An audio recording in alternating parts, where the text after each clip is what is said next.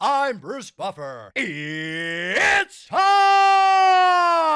for the Anthony Gorgano Show! Good morning! Good morning, everybody! Happy Wednesday to all across the Delaware Valley. June 4th is here. And, summertime's here because we're going to be in the 80s. This is summer. We've reached summer. Phillies last night, big win. We called it last night that Bowden Francis would get rocked and the Fightins come out and waste no time. And they just mash Bryce bomb last night. Turner was terrific. And it was let's make easy hay of Bowden Francis. So Phil's get back on the winning end of a 4-game losing streak. Listen, I hear people getting all freaked out. Again, I heard people talking about, how many World Series teams lose 4 games in a row during the season. It happens all the time. In fact, the Phillies did it in 2008. All right? Like, you're going to lose games. That's all a part of it. Like, we know the bigger issues. Right? We understand that. So they're on track. Like, just got to figure out the bullpen. Like, all this stuff about moving positions and they got to be here. We're going to move Turner to the outfield and we're going to move Turner stop to short. I mean, just give it a minute. Like, you don't make these rash decisions during the middle of the season. You just don't do that. Like, you don't want to mess with Turner's head. Yeah, all right, so he made the error the other day. Who cares? All right? In the grand scheme of things, he's raking, and you need that. Like, you need Turner with a good headspace because he's part of the engine that's going to drive you through a World Series run. I mean, look at it. Like, last night, they put up crooked numbers, and Schwarber's 0 for 5. All right? That's a great sign. That's a great sign. They can demolish bad pitching. We know that. All right? And people go, whoa, what about good teams? What about good teams? Like, I watched the Dodgers win, lose, right? Like, it's baseball's different. It's not like you can judge them against good teams. We're in football, you can see. You go, well, what happens when team A plays a really good team? It's one thing beating up on bad teams. Baseball's different. All right? We know where we're at there. And we'll talk about today. We'll get into it with Matt Gelb, who will join us from Toronto. Looking forward to that. Now, the other thing is we got finals starting.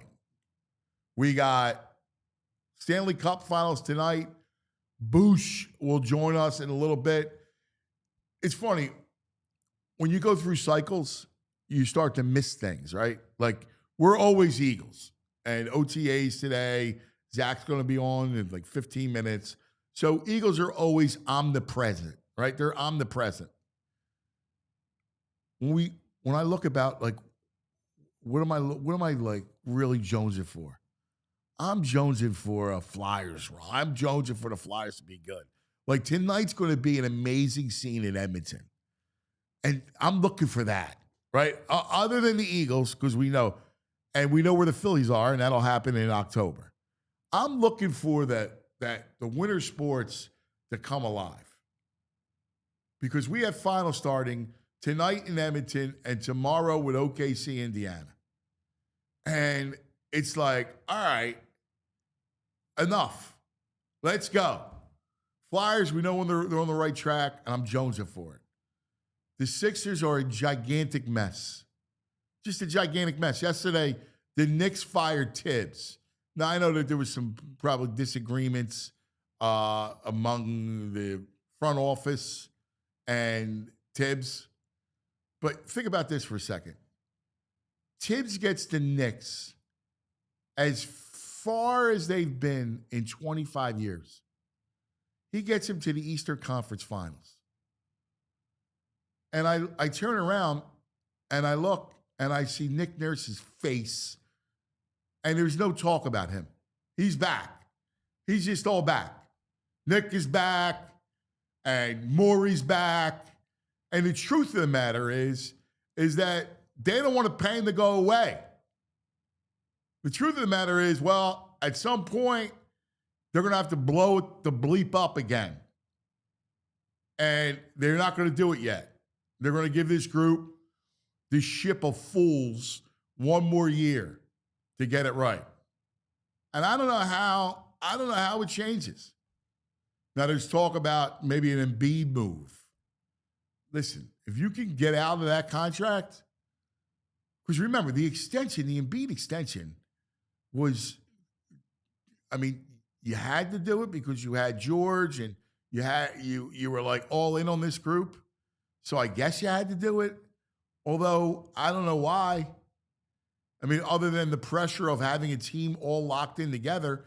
But if you know that they're suspect, I don't know why you went with that extension. We in fact, last night I had a dinner and great guy, huge Sixer fan, season ticket holder, loves them. He's like, give me some hope. Where's the hope with this team? Give me something positive. And I'll be honest with you, I can't think of it. I don't know. I'm at a loss. And it's probably why I get triggered every time the Sixers in basketball comes up. Because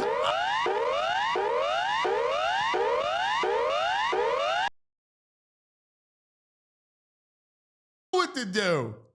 Yeah, if you can get out of Embiid's deal, all right, then you go for it and kind of reshape the team. Or you get the third pick in the draft and you got to start reshaping the team. But as long as Embiid and Paul George are here, this is what it is. And I don't know, other than the miraculous healing. You've been healed, Joe. I don't know how in the world things change. So they're asking me last night, is there something different? No, as much as I detest Nick Nurse, and I think, I don't know what I was thinking, I thought he was a much better coach. And after watching him day in, day out, even with throwing out the second half of the season because everybody was hurt and they were trying to lose anyway, he did not impress me. He has not impressed me since he's been here. I haven't seen anything. The only thing that stands out to me when I think about the Nick Nurse tenure is blowing a huge lead to the Celtics and him in mid-game going heavy zone, which is the most idiotic thing in the world when you're playing a team that lives and thrives on three-point shooting. So I don't know, right? Like, Nick Nurse isn't going to make the difference, and a new coach comes here. You could have Pat Riley, nothing. Like, they're not going to make the difference. It's all about Embiid's health. I don't know where you go. And even with the third pick, like, I don't want to trade it, but I don't know that Ace Bailey is the answer. It's funny. That came up last night, too, which is you got Bailey and you got Harper, two of these all-world kids on the same team at Rutgers, and they don't make the tournament.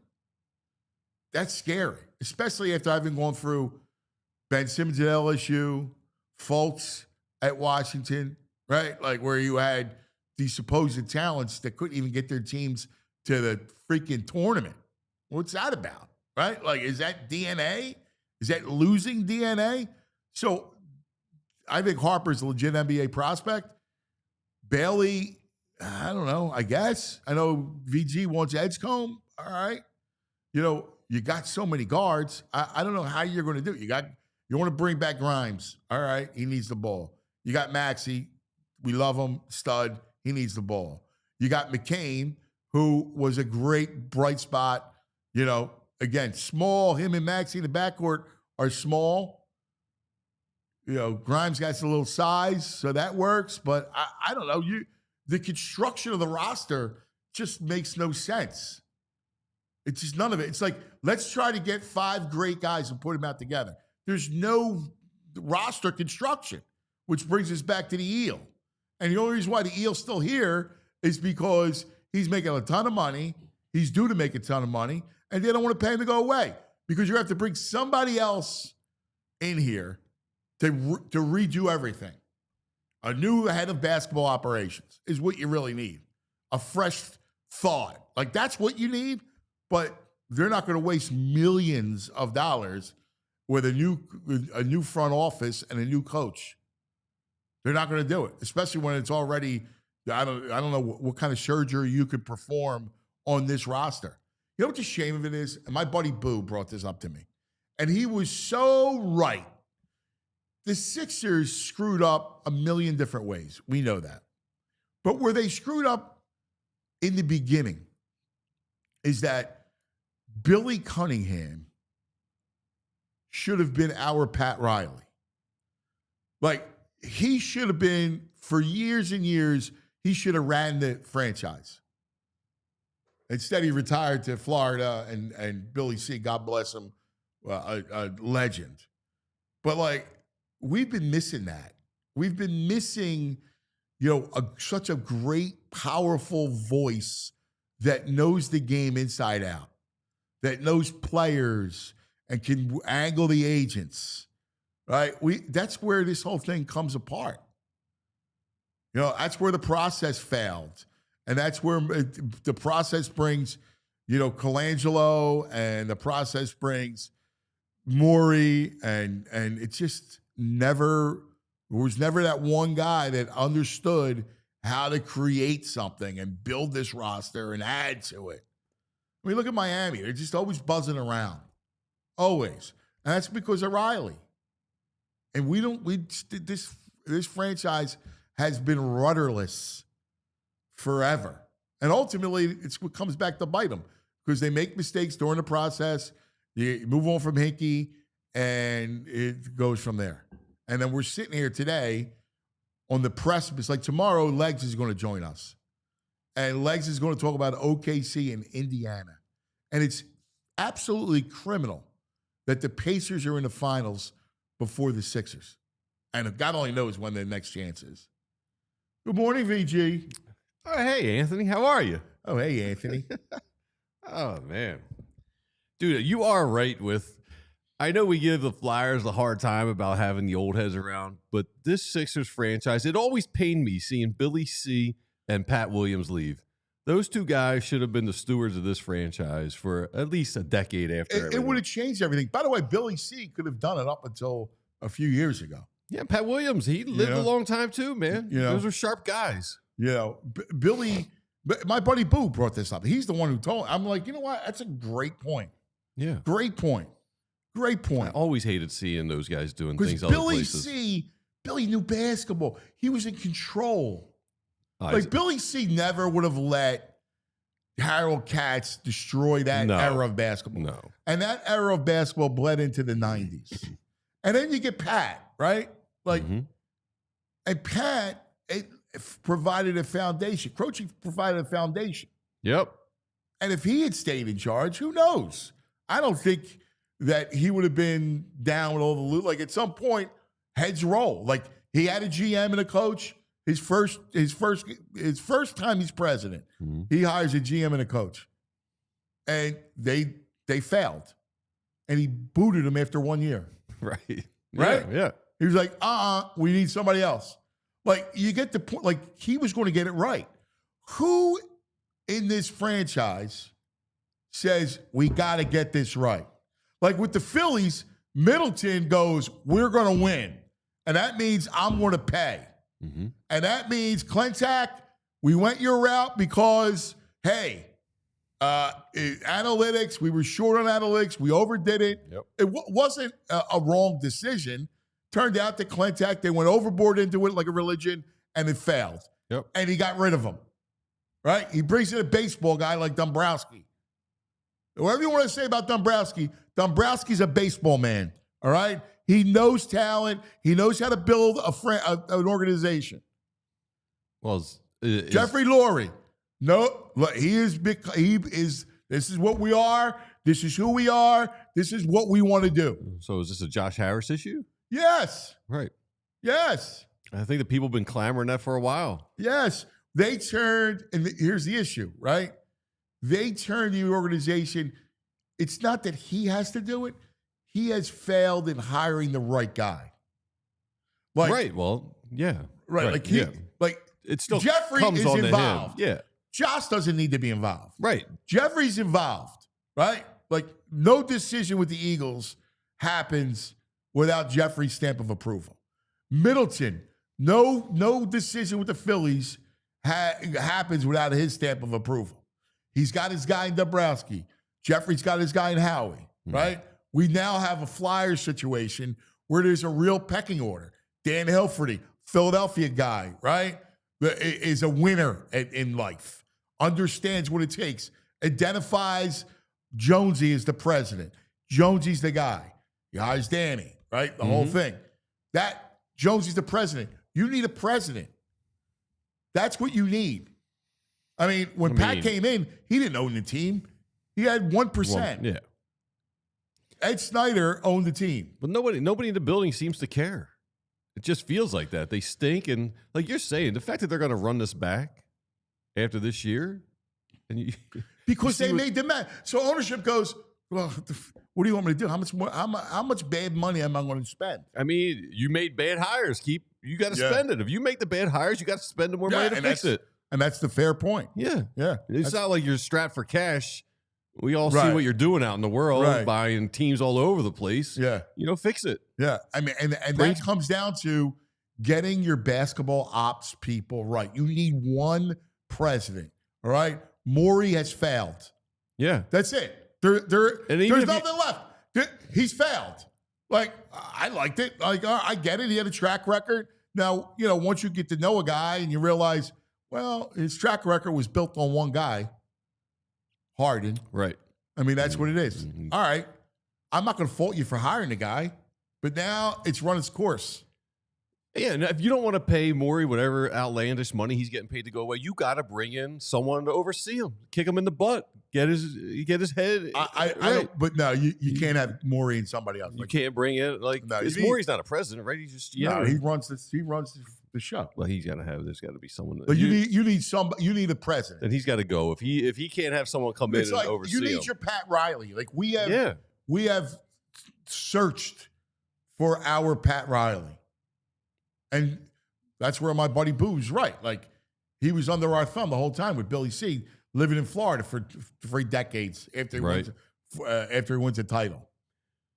And I guess the Phillies kind of did that. I like Gillick. Gillick's been around as a senior advisor since 2008 or since whenever. Like, they're all around. Charlie's around. Yeah, they keep these. Like, listen. And I mean, the Flyers did it bad. I crushed the Flyers because they tended to keep guys around who were out of touch. The Phillies, they got old heads around, but they seem to be like good baseball guys. Well, it's why I like where the Flyers are at now, because Jonesy's got a clue. He's not out of touch. Right. Like, he understands where the sport is today. Yeah. He's not living in the 70s. And you have a clear pecking order. Hilferty as your CEO, right? Your guy. Jonesy as your president, your sports president. Like, that's what it needs to be. You want a checks and balances guy for the team, essentially. Right. Well, you want a steward. Someone who knows what they're doing. Steward. Yeah. You need someone to drive the ship.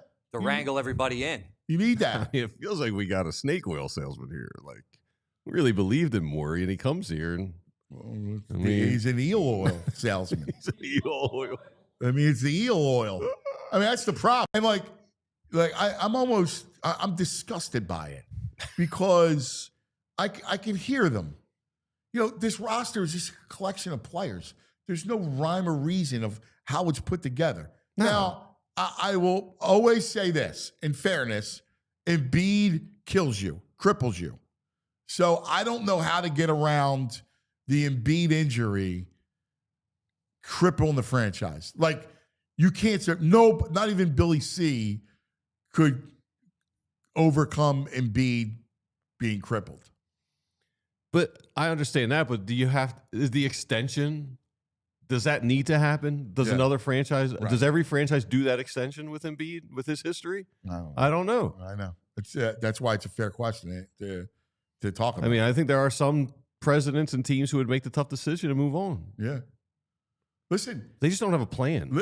Listen, it goes back to that Halliburton trade comes way back, right? And it's a killer.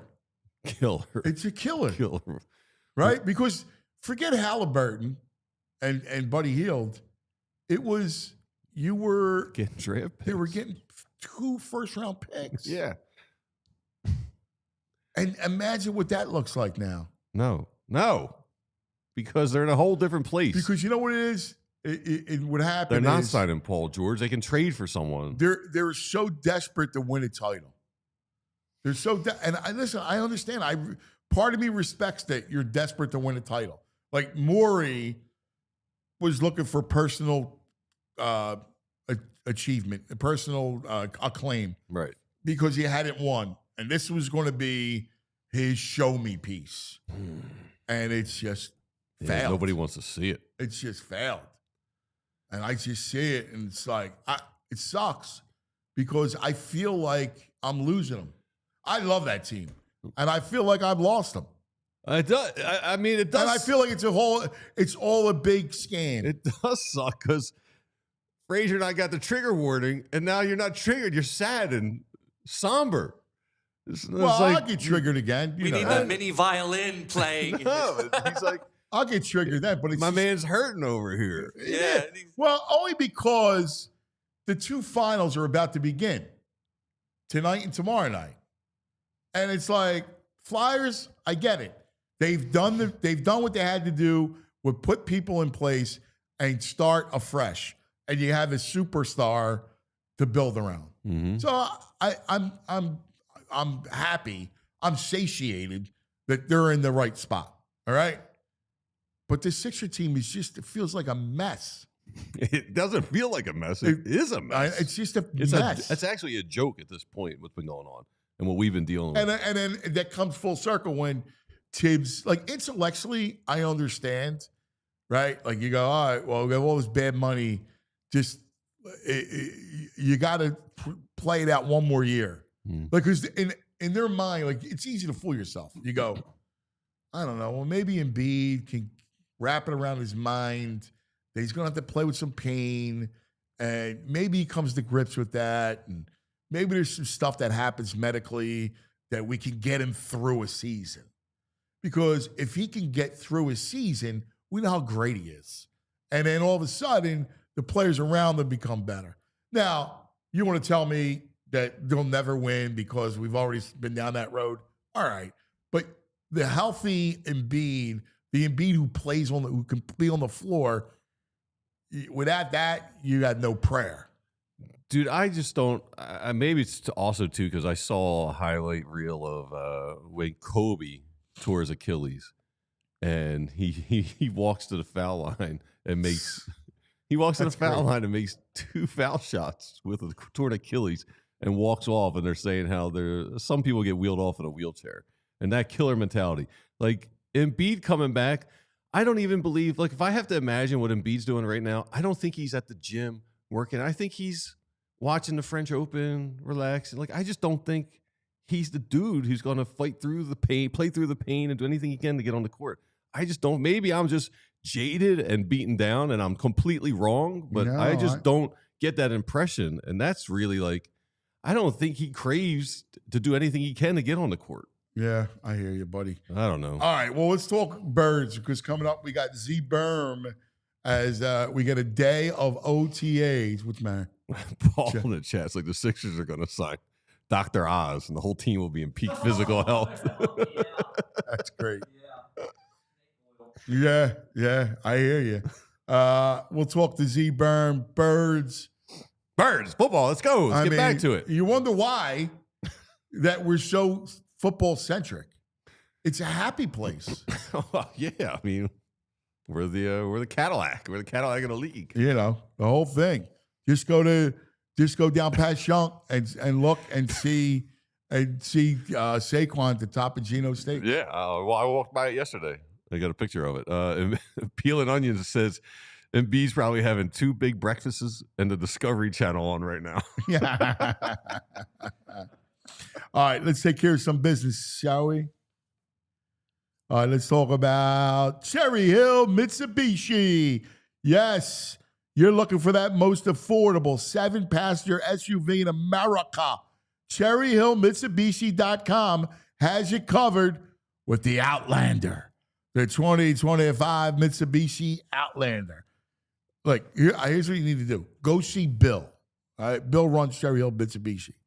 Tell him I sent you, and just go for the test ride. All right, go for a test drive for the Mitsubishi Outlander. All right, they're celebrating great pricing all summer long. All right, you're going to get budget-friendly You'll have a great selection of budget-friendly and gas-sipping Mitsubishis.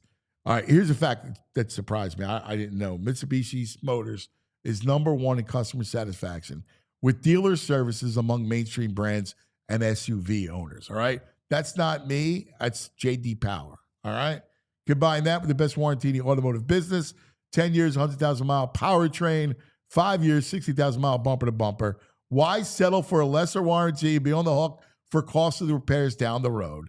Stop in today. Go for a test drive. Say, Bill, Cut sent me. PHLY sent me. All right, I want a test drive. He'll give you actually a $100 restaurant gift card to feed you. All right, so, and he's going to give you a great deal. Trust me. All right. I know people buy Mitsubishis elsewhere. I just don't know why. Go to cherryhillmitsubishi.com. Well, if you're in the market for some flooring, which a lot of us are, check out our friends at Empire Today, because Empire Today, they got flooring experts, dedicated flooring professionals who focus on flooring every single day. We go to the big box stores, when we try and do things ourselves, wander the aisles endlessly, trying to figure out what materials you need. You're hauling the materials home. You got to probably try and install it. Doesn't work out. Got to get someone to come and fix everything that you screwed up, and you got to coordinate everything. It's stressful. Well, why is Empire Today your answer? Because Empire Today lives and breathes flooring, and they'll be with you every step of the way. So it's an entirely different, stress-free ball game. They got flooring experts that bring the showroom right to you with their virtual designer. Take some pictures of the room you're putting floors in, pick out some samples, and see what it looks like to take all the guesswork out of it. And with Empire Today, you get clear, upfront pricing. It's all inclusive, and you can schedule installation as soon as the next day if your flooring is in stock. So schedule a free in-home estimate today, because some things are better at home. PHLY listeners can receive a $350 discount when using the promo code PHLY. Pretty simple, $350 for using the code PHLY. Restrictions do apply, so visit Empire Today/PHLY for full details. All right. Empire Today. All right, let's go to my man. There he is. Always on the scene when it comes to the birds. Mm-hmm. Always on top of it. Look at him. The one, the only, Z-Berm. Zachariah. Hey, good morning, guys. Good talking to you guys. 92 days until kickoff. That's exciting. Reggie White. We're one Reggie White away. Like, I was talking to Fletcher Cox one time, and he said his favorite Eagles jersey was 91, Reggie White. I said, Reggie White was 92. He said, you got to do your homework. He said, Reggie White wore a few games in 91. I didn't know that. I didn't know that. Is that? Yeah. So that I believe that was the case. Really? I don't remember him ever wearing 91. Yeah, he wore 91 in this is according to our friend Ray Didinger. He wore jersey 91 in his debut because another defensive lineman, Smiley Creswell, was wearing 92. Wow, that's awesome. Smiley That's great, Ray. Creswell. That's a Rayism. Yeah, so I learned that from Fletcher Cox. He said that when he wore 91, he said this is the number Fletcher that Reggie White wore. I was like, no, Reggie White wore 92. He said, you got to do your homework, Zach. Yeah. So there you go. Look at that. Good Wow. pull, Andrew. Yeah, 1985. Good pull. Look yeah. at that. I wonder if he wore 91 with the Showboats with Memphis of the USFL. We'll find out if he did. That's great. Anyway, we got our minicamp. OTAs are back. What do you what's Vic spoke yesterday? What'd you think of what Fangio's had to say? So let's start with Cooper DeJean regarding Vic Fangio, because it was, first off, love talking to Vic. Tells the truth. He's not afraid of his own shadow. It's wonderful to cover.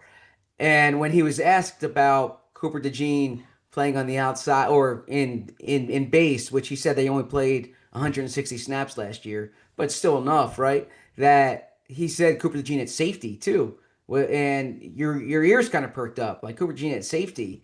And then sure enough, when we're out there at practice, Cooper DeJean in first rep and 7-on-7 is playing safety. So I think this speaks to two things. First off, Cooper DeJean's versatility. They want this guy on the field. He's going to play all over the place. Number one, he can play multiple spots. And then number two, he's not coming off the field this year. Okay, so whether no matter the formation, Cooper can play anywhere in that secondary. And so I think that really spoke volumes. So that was one thing with Vic. Well, let's He said, discuss that because yeah, that I love. It's what you and I have talked about. You know, we saw a market difference. One of the things that stood out last year when they started to go on that winning streak was Cooper being in the lineup, right? Because the middle of the field suddenly was contracted because he's got such great speed and he's so physical that all of a sudden the middle of the field, which was a wasteland, if you remember 2 years ago, wasn't anymore. you're absolutely right. He changed so much. The size, the athleticism that he brought, that the physicality, and just the versatility to the defense. And he helped the corners. He helped the linebackers. He was like I hate to say he was even better than you could have imagined. And obviously, this is someone who was a potential pick at number 22 when they were on the board.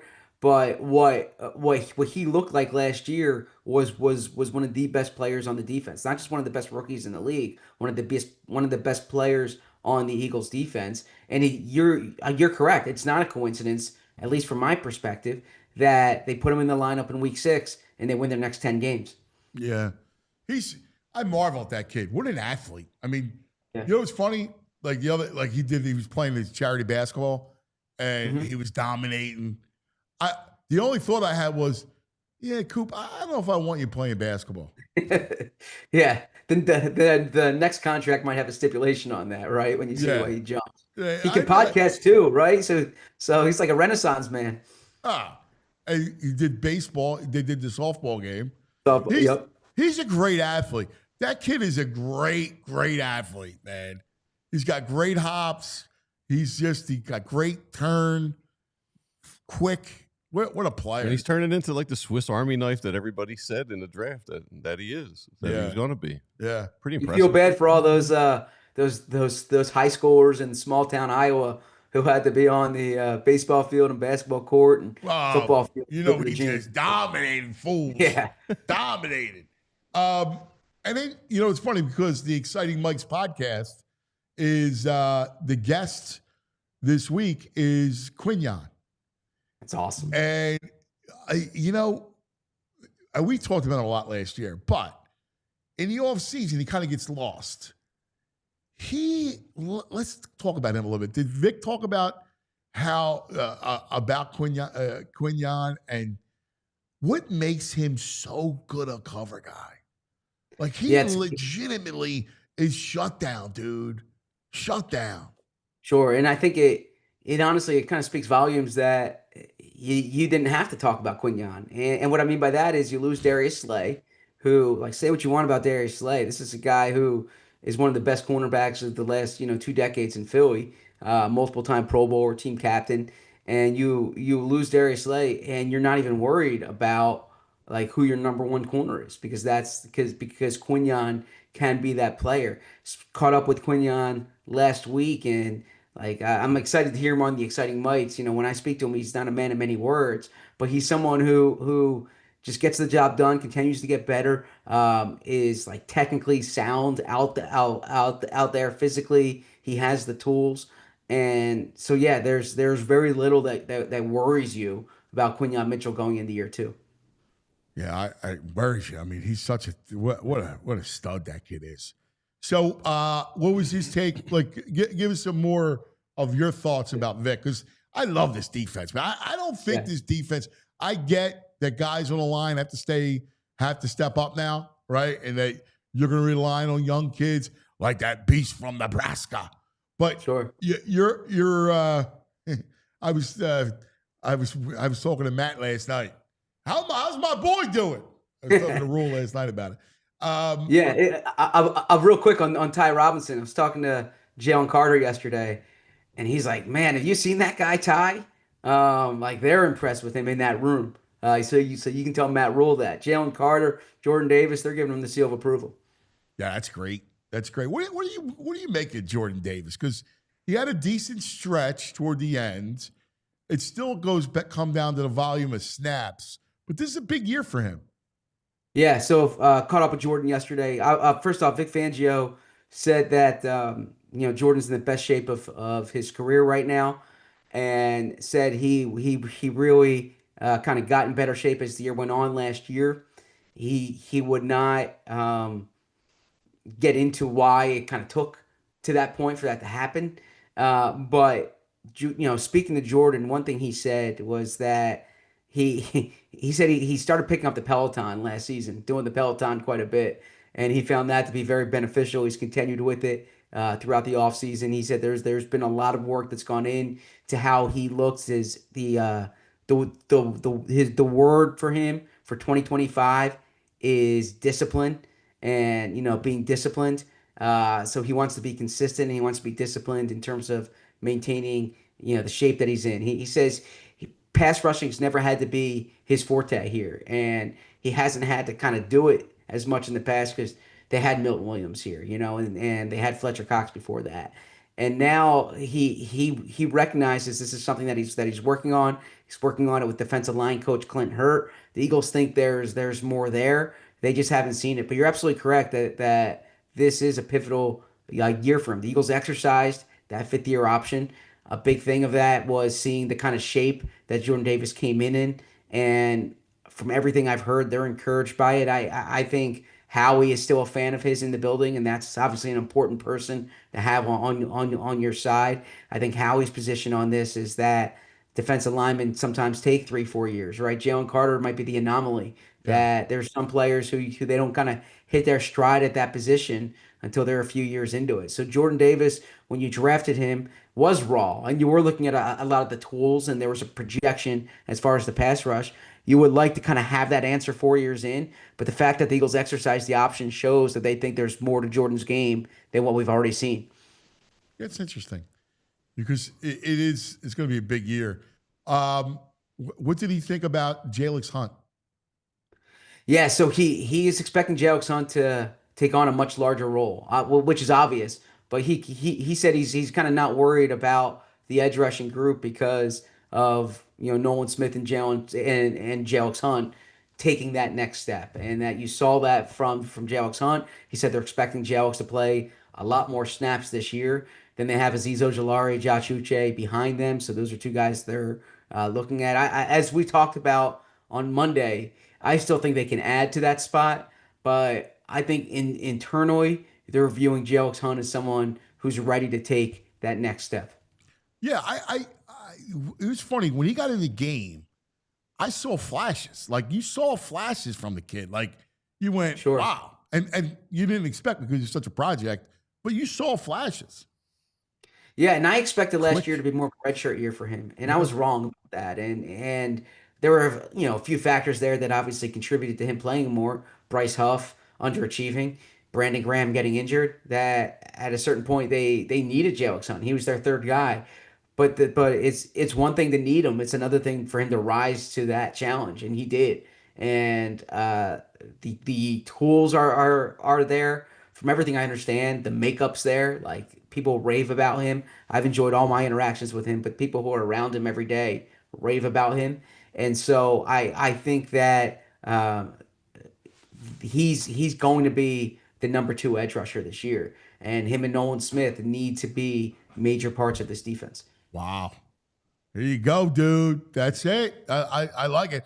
What else? What else do you think? Yeah. So from Vic, I asked Vic. The first thing I asked him was about Jalix Hunt. I'm sorry, about Jihad Campbell, and he says right now he's viewing Jihad Campbell as an inside linebacker. That's where Jihad Campbell's learning. He has more to learn there than any other spot. And that's so just to kind of paint the picture for you, individual drills at practice. Back corner, Vic Fangio is working one-on-one with Jihad Campbell. So when you see your defensive coordinator working one-on-one with a player, that's a pretty powerful image right there. Vic Fangio said Jihad Campbell's not going to be ready until August. So, I think Eagles fans need to be patient here. And because he's not ready until August, it could be a similar situation to Cooper DeJean last year, where you don't know how soon he's going to be ready during the season. Yeah. So that does leave the Eagles undermanned at linebacker here because it's going to be a while for Nakobe Dean. That's the term that Vic Fangio used. Jeremiah Trotter Jr. has been the steady number 2 linebacker with Zach Bond during these 2 weeks of practice. I don't think that's going to change. Maybe Smile Mondon pushes him, but I think that until Campbell's ready to play and until Dean's back, you'll see Trot Jr. as the number 2. As far as Jihad Campbell as an edge rusher, Vic Fangio thinks that's something he could potentially do, but he needs, in order for Vic to see that, he says Campbell needs to be on the field, and obviously Campbell's not on the field yet. In fact, Jihad was all the rookies had their dinner last night. So I had a dinner last night at Steak 48. Okay. Oh, I'm jealous. And right, we had a private room, and next to us was all the rookies. They were all here. They were all there last night. To be a fly on the wall and to be at that table eating, I like Steak 48. That's a good spot. Yeah, it was. They were all there. Nice. Did you eat some steak? Did I eat steak? Of course I ate steak. What'd you get? What cut? I got a bone-in fillet. Nice. Oh. Yeah, it was good, delicious. Nice. Yeah, it was a good. That's all I wanted. No sides, nothing. What? No baked potato or Nothing. mashed potato? Just a steak. Ah, man. Steak and a nice cab, and that was good. I had a martini. We had a nice dinner. A bunch of great people. Chad Stender from 76 Capital. All the people were there. So all the great guys, sports guys. And so I walk in, I get I go to a steakhouse, I want a gin martini, extra olives, dry. Yeah. I have one martini, a big steak, and a glass of wine. I'm happy. Yo, Bo, come here. Don't you let a vegetable touch my plate. I usually like asparagus and sides and all. But I just wanted the steak last night. No, nothing else. Right. That's it. No carbs. And they got the real hot plate there. It's sizzling when it comes to you. Yeah, you know it. You're a veteran of the steakhouse. When you cover sports, you get to know the steakhouse. Yes, absolutely. There. That's the truth. Absolutely. I'm real excited. Let's talk about Fangio for a second because he's just lovable, man. Like his candor. You feel good that he's on the wall, right? Like that he's in charge. He never minces words. And I guess what I respect about him is I like those age guys, like those older dudes that don't give a damn, right? Like, listen, I'm gonna tell you how it is. I'm gonna love on you. I'm gonna bust your stones, and there's no BS. Yeah, I never had the pleasure of covering Jim Johnson, but from and I'll defer to you, but some of the veteran or some of the older reporters tell me this is like what it was like covering Jim Johnson, and that's it's so refreshing because it's not just it's one thing when he's at the press conference. He's this way with the players too, right? He is like he's candid, he's honest, he's not inflating things any more than they are. So I like when someone's not afraid of their own shadow, when it's not, it's not state secrets here. He can tell you that Jihad Campbell's not going to practice until August. It's, the sun came up this morning, nothing changed. Right. So, I thought that was refreshing for instance, regarding the safety situation, he said, this is something that they're going to need training camp and 2 preseason games to determine. And he said, believe it or not, you need to practice, right? Like guys need to practice. They need to see what these guys look like on the practice field. Regarding the depth of the defense, he said this time last year, he didn't know the defense was going to be deep. He didn't know how Zach Bond or Oren Burks were going to fit in. He didn't know Isaiah Rodgers was going to be a player for them. He didn't know how Moro Ojimo would be. So he said they're at the same spot right now that they were this time last year, where they're trying to figure out, is Azeez Ojulari a player? Is Josh Uche a player? Can Jeremiah Trotter Jr. be that depth linebacker for you? Can Mac McWilliams or Adoree Jackson give you the depth you need in the secondary? Can Keely Ringo be a starter for you? So there are a lot of questions right now that they're trying to figure out on the defensive side of the ball. Yeah, remember this time last year, we talked about Zach Bond. You didn't know that how good he could be, in that spot. How would he be against the run? I remember talking about the dearly departed Josh Huff and Vic going, he's not good enough against the run. I can't use him. If you're not good against the run, I can't use you.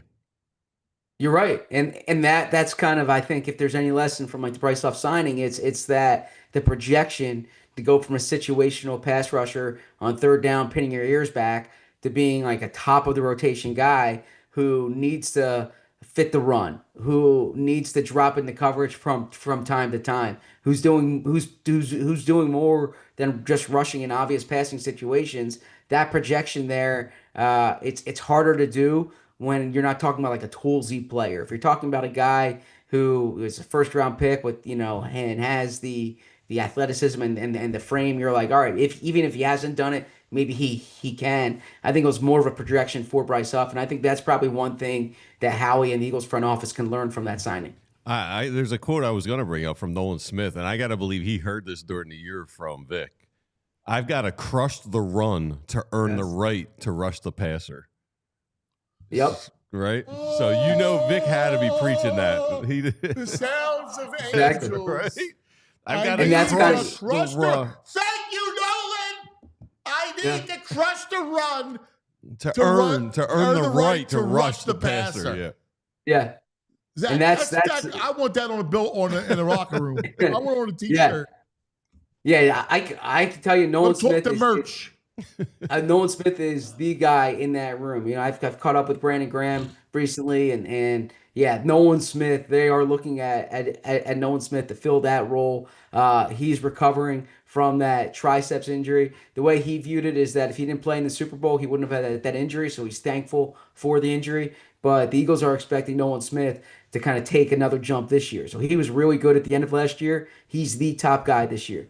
Do you think is Dean, will he not be ready for training camp? And did they think No, he would no. be? He will. No, not for training camp, for the opening For the game. season? Yeah. I think For the week one. season's a stretch. I would be surprised, VG, if he's back week one. I know he wants to be back week one, but it would, for that injury, considering when it happened, that was what, the first playoff game or the second playoff game. So you're talking about January. It would really surprise me if he's back mid-September. Okay. All right, wait. I got to get the quote right because I'm texting his agent right now. So I want to laud. We gotta do something. I need that amplified. So I need to crush the run To to earn the right to rush the passer. to rush the passer. Oh God, I love this kid. Oh my God. You Yeah, you got to get him on the show. He's a fun guy. He's when you're able to kind of get him locked down to talk, he's got a good personality. Dude, he's got a great personality. In fact, we're trying to add to the stable of PHLY, if you know what I'm talking about. All Absolutely. right? Absolutely. So, I love that. What's on tap today, buddy? Yeah, we're in studio 2:00 today. Bo and me will be going. When they had the show yesterday, I was in all the press conferences, so I'm going to update everyone on what I learned from Nolan Smith, Jordan Davis, from Jeremiah Trotter Jr., Dory Jackson, Jalen Carter. So a lot of guys I caught up with after practice yesterday. Reed Blankenship will be kind of filling in on all that I learned, and then discussing practice with Bo. So it should be a fun show at 2:00. I love it. I love it. Love it. Love it. We'll be tuned in. You're the man, buddy. We love you, Appreciate it, Zachariah. guys. Talk to you. Thanks, buddy. I need to crush the run to earn the right to rush the passer. Yes. Thank you, As Nolan. soon as I saw that, I was like, I love it. Love it. I love Can this. I- dude. That's a Thanks, good one. dude. Can I just do one? I know we got Love this we got to defense. get the brain, but somebody sent me this. This is a play going on in town. Philadelphia loves sports, so why not a sports-themed musical? Step into the surreal, magical world of small ball, where melancholy journeyman basketball player Michael Jordan, no, not that Michael Jordan, has recently started playing in the International League with the Lilliput Existers, as in Lilliput from Gulliver's Travels, with teammates who are only 6 inches tall. The team's fortunes and post-game press conferences rest on Michael's shoulders. Small Ball is an offbeat musical delight commissioned and co-produced by Daryl Morey. This is what he's doing. Stop. No way. About a guy who plays overseas Okay, with a bunch of 6-inch tall God bless. He's given to the arts. All right. Let's move on. Let's go to the brain, please. Brain. Red, the brain finder. La brain. Brain. What do That you was say, a good line, brain? man. Brain. That was a good line. Nolan The Smith. Nolan Smith line, that was pretty good. Yeah, I love it. I got to love win it. some bets for the right to be on your show. Yeah. Well, you did yesterday. That was actually a really good line. Seriously, it really was. I liked it. Yeah. Well, you did Very mature. yesterday. You got it, and it was what they call a cigar ride, like the cigar from the first inning. Phillies and Phillies. Yeah, that was over. easy. Yeah, that one was easy. Yeah, and Parks had that with their game combo.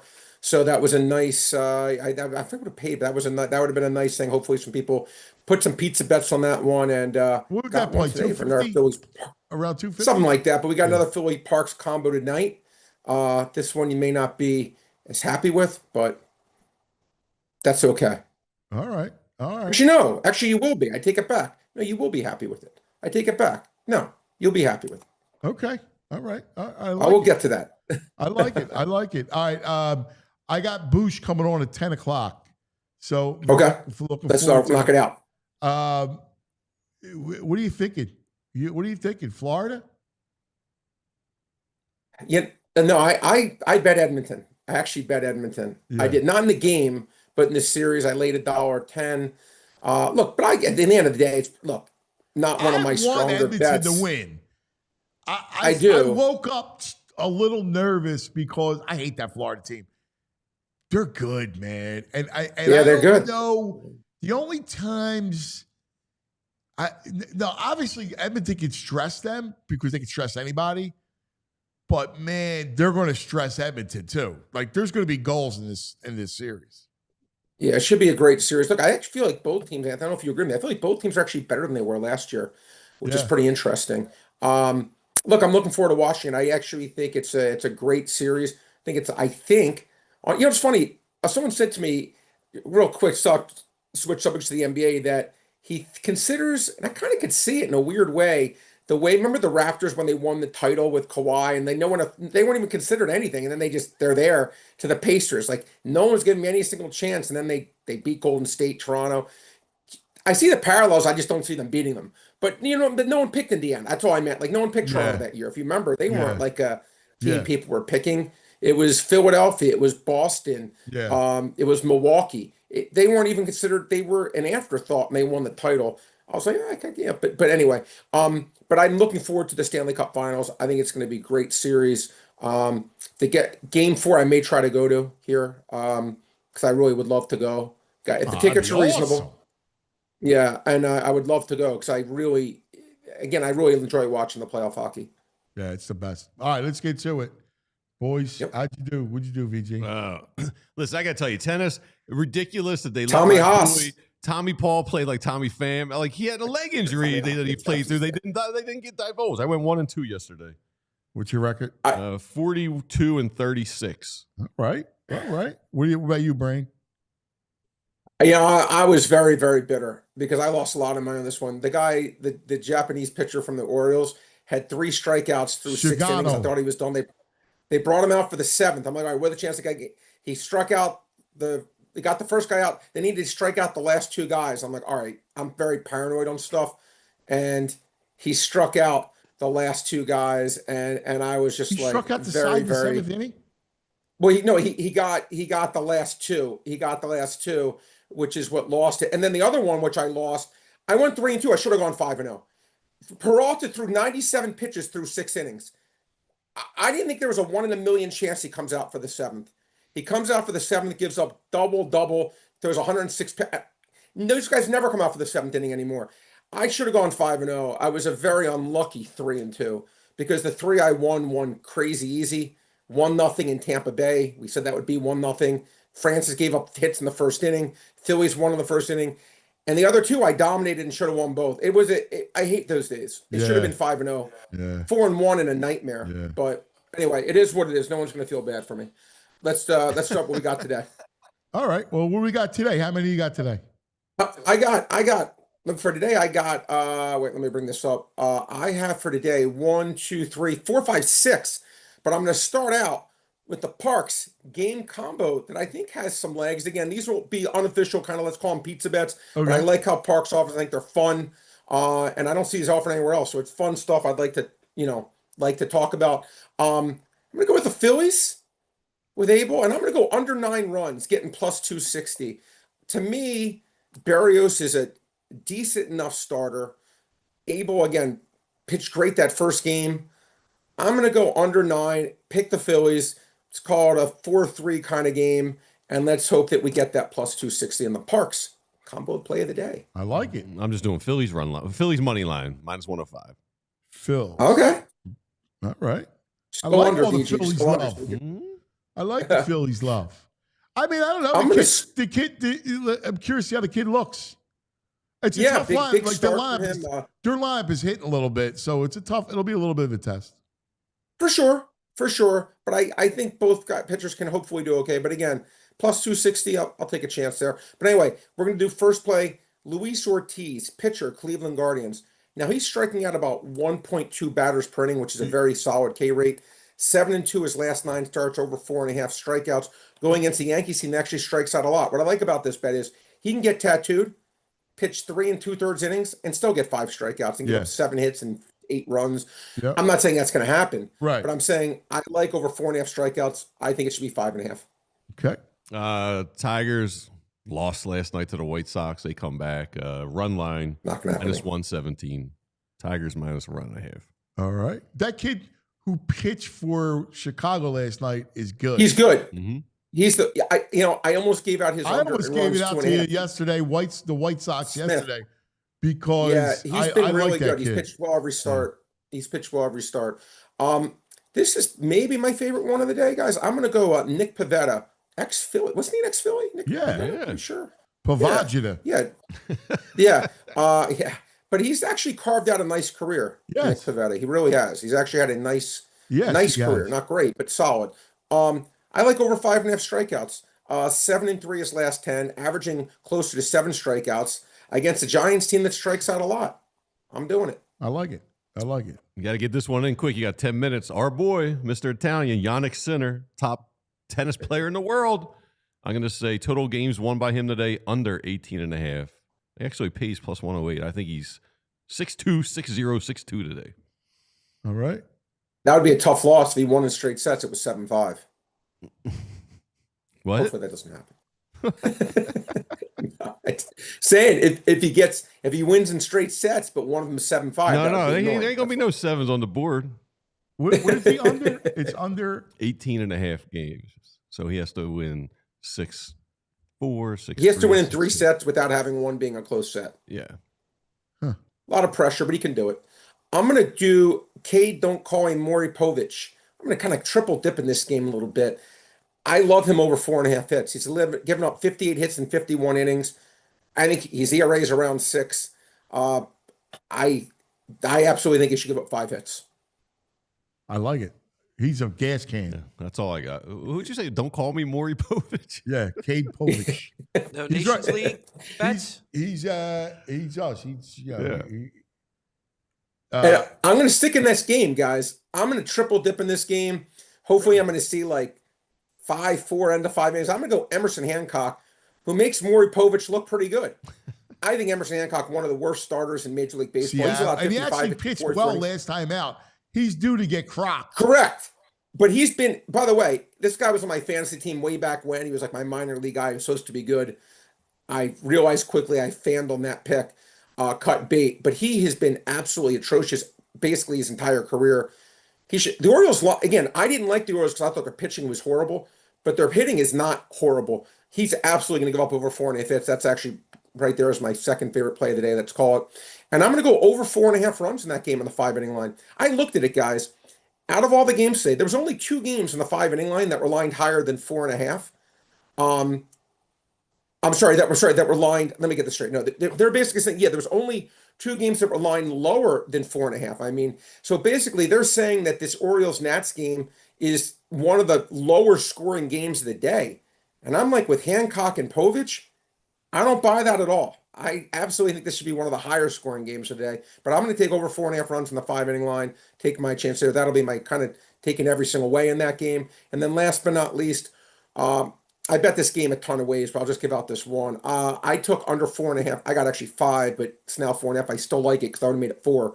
Under 4.5 runs, Mackenzie Gore versus Matthew Boyd. Gore has been sensational, leads the league in strikeouts, has a great ERA. He's been great. Boyd has been solid all year. Again, I think this is going to be like a 2-1 kind of game, plus no Kyle Tucker, like under 4.5 runs.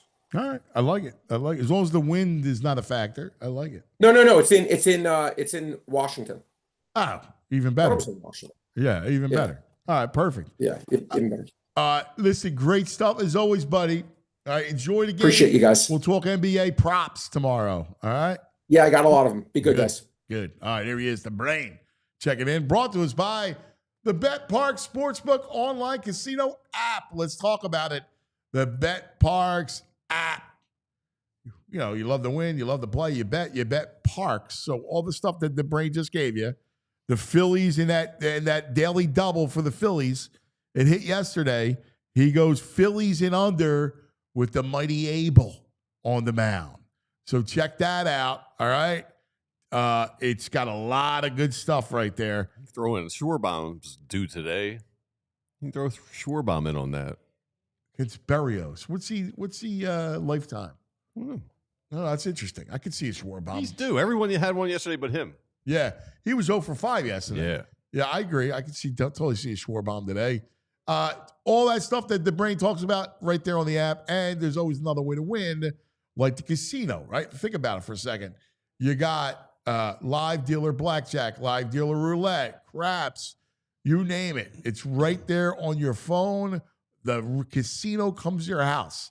They have all the hot slots, the Peaky Blinders, the Flintstones, all kinds of wheels. You name it. Check out the Bet Park Sportsbook online casino app. New customers get up to $1,000 casino bonus back if you're down in the first 24 hours. BetParks.com has the details, all the details. Got to be 21. You got to be in PA, New Jersey, Michigan, Maryland, Ohio. Gambling problem? Call 1-800-GAMBLER. All right, it's warming up. The sun's out. Protect the eyes with our friends at Shady Rays. And, you know, we've all been there. You have that moment when you realize you left your favorite sunglasses, maybe at the beach, maybe on the roof of your car, maybe at the bar, maybe at a gas station. We've all been there. This is crazy. Shady Rays changes everything because these sunglasses, they're made for real life. Seriously good-looking, polarized, durable, and not stupidly expensive. And the craziest part of all this is if you lose or break them, even on day one, Shady Rays will send you a brand new pair. No guilt trip, no harassing, just replacements. Now you can actually wear your sunglasses without fear. Bring them on vacation. Bring them out fishing. Maybe they fall off a boat. You ain't got to worry because Shady Rays has got you. Shady Rays is eyewear that has your back. We've teamed up with Shady Rays to bring you an exclusive offer. So head to shadyrays.com and use the code PHLY for 35% off polarized sunglasses. 35% off. Just use the code PHLY. Try for yourself. The shades rated 5 stars by over 300,000 satisfied customers. Shady Rays. I love it. Yeah. All right. This portion of the program brought to you by Parks Casino, Street Road, Ben Salem, and Trumark Financial Credit Union. All right. We got them? Oh, I'm excited. I haven't missed a game of these playoffs. I love these playoffs. Have been amazing. Yeah, you're crossing the line. You're not a Zamboner. Like, I'm a Zamboner. You're crossing the line. No, I love it. And there's no one better than analyzing this stuff on a national level. He's a gift to us. Mm-hmm. But, man, he's terrific. The great Brian Boucher. Bouch! What's up, guys? How you guys doing? Dude, these playoffs have been sensational. I'm telling you, and he's my witness because I'll text him during the game like, blah, blah, blah, blah. Like, you've been killing it, dude. Absolutely killing it. Thank you. Yeah, it's been a good playoffs. I mean, unfortunately, we got a lot of travel here for the final. I mean, can't get any further than this. Edmonton to Florida, but 2 great teams should be a great final rematch of last year. I'm looking forward to it. Star power, experience. It's gonna be a hell of a series. I can't wait. I know. And first of all, there's no better place than you're going to be in that crazy zoo in Edmonton. That place is going to be wild. It's going to be incredible tonight. Oh yeah, these people are all lathered up. They're ready to go. It'll be. I mean, these people love hockey up here. It's like football in Philadelphia is what it is. It really is. I mean, you think about the Birds and how people get fired up in Philly for it. It's everything to these people. And there hasn't been a Stanley Cup won in Canada since '93. So they're carrying the pressure of a country to get it done. Yeah, it's gonna be something. Can't wait for game one here tonight. So I'm confused by who I like. Like, I probably am rooting Edmonton. They're just so much fun. I know that. It's such a great matchup. They became a better forechecking team. Like, what they did to Dallas, Boucher, like, there were spells where they couldn't get out of their own zone. Like, they were protecting the league by playing in the Dallas zone for like half the third period. Yeah. Yeah, I mean, everybody thinks it's, McDavid, Draisaitl, which it is, and they've split those guys up the last 2 rounds, and I think they're a better team when they don't play together. Like, you got to spread them out and so they can create depth. But, guys like Evander Kane coming back, and Kasperi Kapanen has kind of been inserted into the lineup, and he's done a really nice job. All of a sudden, you're talking about depth with this Oilers team, something that I don't think we talked about with them in recent years, because when they panic, they tend to go to McDavid, Draisaitl, load it up, try to win it that way. But you're right. They've controlled games here in the last couple rounds. After the scare that they had in the first round against LA, they've been pretty much dominant team. And when they have the puck, tough to get it back from them, and that's the best way to defend. So yeah, this is going to be a really good series, because I don't think that Edmonton's seen a forechecking team yet in these playoffs like they're going to see from Florida. So it's going to be a different animal. And if this turns into a special teams final, then I think it favors Edmonton, even though Florida's penalty kill is number 1 in the playoffs so far, and they're aggressive. I think if there's one power play that could expose them, it'd be this one. So we'll see how it plays out. If it's a 5-on-5 game, I think I tend to favor Florida with that grind game. I don't think Edmonton's seen that yet, but if it's a power play series, then you got to think Edmonton will rise in a situation like that. I wish they had Hyman. Like, that's a loss. It's a big loss. To me, I don't think on the power play, I don't think it's that big of a deal on the power play, because Corey Perry's going to go net front. And he's been used to that, and he can do the same thing. He can retrieve pucks quickly, get back to the front of the net, and it's really it's McDavid. It's the other 4. I mean, that are terrific, and he just stands there and creates chaos. So I don't think it's a big deal with power play, but it is going to be a problem. I think 5-on-5. Perry, the pace that he plays with, he I don't know if he can play those minutes. Like, he can't. This guy's nearing 40 years old. Yeah, I know. Or is he 40? I don't even know. He might be.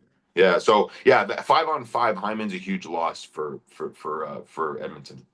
Yeah, it's interesting, because when you look at like the matchup, I'm with you. Florida's such a counterpuncher. Like, Dallas wasn't like that. It's funny. I thought the Kings were going to give them like even more of a battle, and then they just fell apart after they challenged the goal and things got away from them. But I don't know how that happened. I don't know how you attack Florida. Like, they just suffocate you. Yeah. Yeah, they got guys that can play off the rush. So if it turns into a game like that, they've got some guys that don't mind playing that. But they're a team that wants to play below the dots. They want to play that grind game, and I think you have to be willing to embrace that game if you play against them.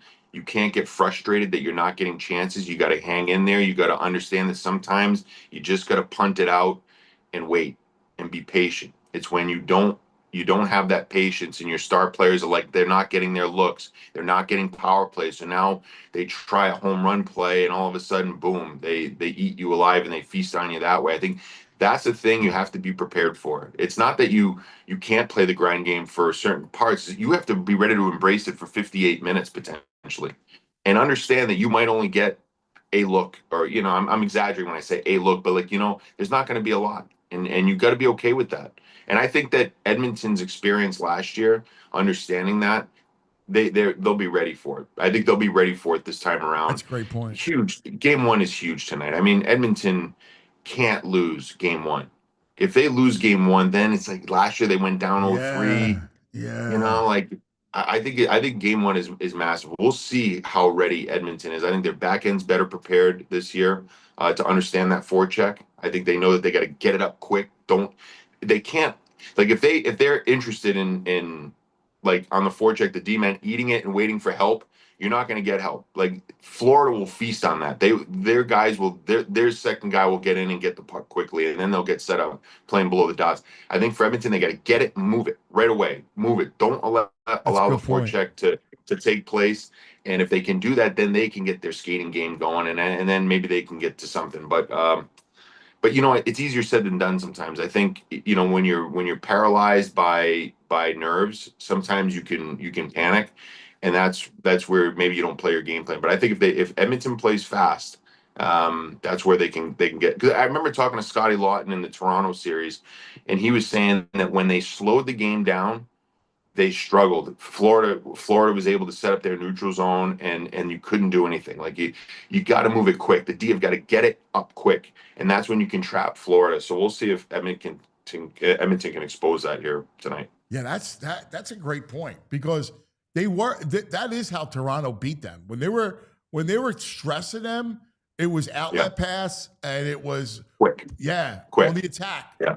It's when you're not ready for them, you get turnover. They feast off those turnovers, right? Like, that's bang, bang, bang, and the next thing you know, you look up, it's freaking 3-1. You're up 1-0. Now it's 3-1. Yeah, if you can't go D to D, back to D, and wait and think it's not there. It's got to go D to D up, D to D up, and chip it in, and then you get on the forecheck. Because if you allow them to set up, they're very good that way. They want to play that game.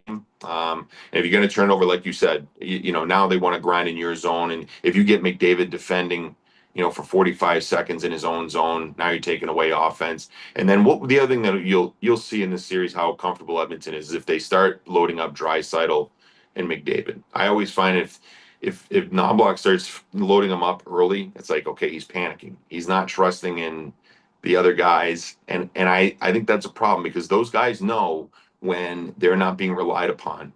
Those guys, in the third line, like they you start telling Frederick and Connor Brown and these guys, we're gonna load up the big boys. It's kind of like those guys will be like, the hell, man, like, we've gone this far, we can do it too. I'm interested to see how he manages his bench that way. That's the beauty of Florida, right? Because Florida is so deep. Right? I mean, like, their third, fourth line guys contribute all the time. Yeah, that Luostarinen, Lundell, Marchand line.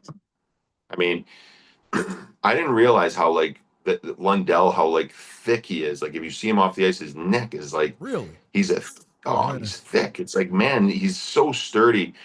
Great defensively, but now with Marchand on that line, like, they think offense. Now they actually think about going to create. So they're a handful. And then obviously Bennett, Kachuk, and the fourth line. I don't know if Greer is healthy. He was banged up in that Carolina series. He had like a left leg issue.